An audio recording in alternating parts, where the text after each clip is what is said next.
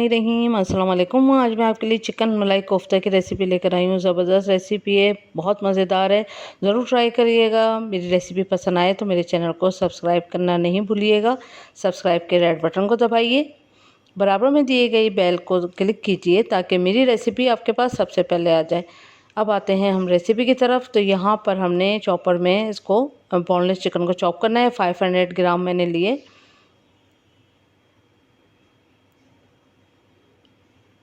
हरी मिर्चें जाएंगी इसमें मोटी वाली 3 अदद। रोस्टेड जो चना होता है उसको रोस्ट किया हुआ वो जाएगा, उसका पाउडर बना लें 1/3 कप।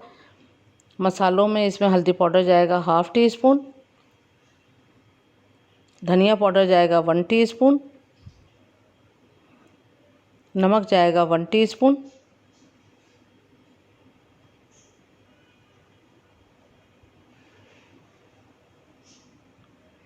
गरम मसाला पाउडर जाएगा 1 टीस्पून। ये होममेड गरम मसाला है, इसका लिंक मैं आपको डिस्क्रिप्शन बॉक्स में दे दूँगी।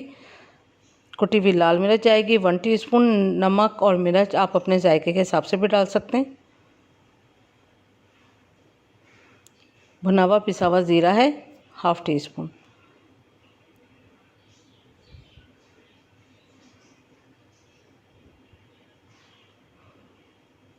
अभी इसमें और मसाले जाएंगे, लेकिन मेरा चॉपर थोड़ा सा छोटा है तो इसलिए मैं इसको पहले हल्का सा मैंने मशीन चला रही है। उसके बाद मैंने इसमें ऑनियन डाली। एक बड़े साइज़ की ऑनियन थी, वो जाएगी इसमें, इसी के साथ चॉप होगी। हरा धनिया जाएगा इसमें 2 टेबल स्पून। लहसुन अदरक का पेस्ट 2 टीस्पून। ये देखें, इसको अच्छा सा हमने पीस लिया है। अब इसमें हमने फ्रेश ब्रेड के 2 पीस लिए थे, उसका क्रूम बना लिया। 2 लार्ज स्लाइस थे। अगर आप चाहें तो ब्रेड को भी उसी में डाल सकते हैं, इसके साथ ही पीस सकते हैं, और चाहें तो अलग से भी डाल सकते हैं। अब हमने हाथों को ऑयल कर लिया है। अब हम इसको कोफ्ता बनाएंगे। एक स्मूथ सा हमें कोफ्ता चाहिए। देखें इस तरह से हाथों को ऑयलिंग ज़रूर कर लिएगा ताकि ये अच्छा सा स्मूथ बनेगा। ये देखें, ये रेडी हो चुके हैं सारे के सारे। अब इसको हम फ्राई करते हैं। ऑयल जो है वो अच्छा सा गर्म हो चुका है। बहुत ज़्यादा भी तेज़ गर्म नहीं करना है, लेकिन गर्म करना है। गोल्डन कलर आने तक हमने इसको फ्राई करना है।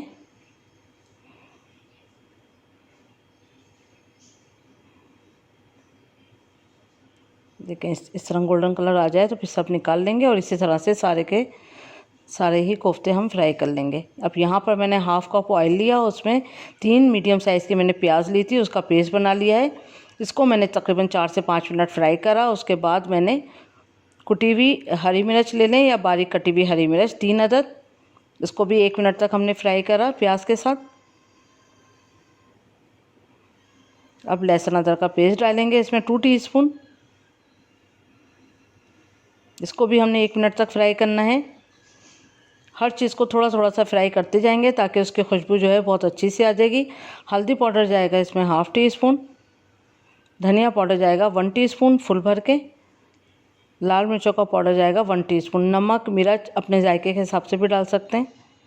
अब इसको हमने हल्का सा फ्राई करा। उसके बाद फिर हमने इसमें टमाटर प्यूरी डाली है 1/3 कप।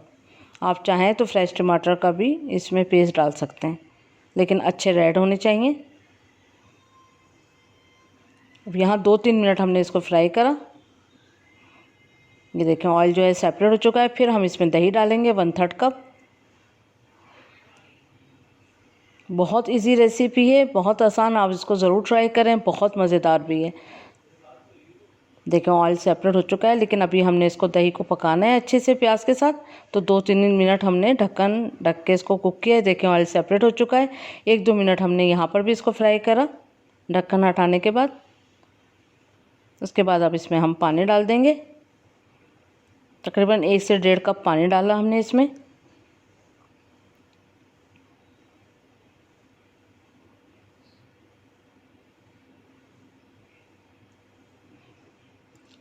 इसको एक जोश आने देंगे, और जोश आने के बाद फिर इसमें हमने क्रीम डाली, या आप घर की मलाई भी डाल सकते हैं 1/3 कप। अच्छी तरह इसको मिक्स कर दें।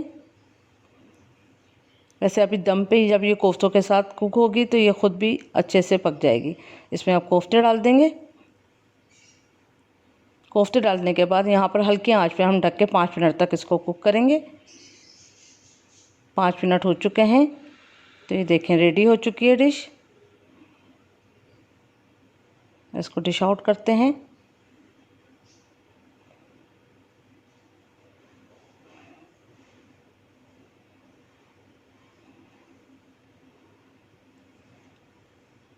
क्रीम थोड़ा सा हम गार्निश भी कर लेते हैं क्रीम से। ये आपकी मर्ज़ी है, ऑप्शनल है, आप चाहें तो करें और चाहें तो आप क्रीम ऊपर से ना डालें। हरा धनिया डालें थोड़ा सा बारीक कटा। तो ज़बरदस्त डिश तैयार है। उम्मीद करती हूँ आपको पसंद आई होगी। ज़रूर ट्राई करें। Thank you for watching. दुआओं में याद रखें। अल्लाह हाफिज़।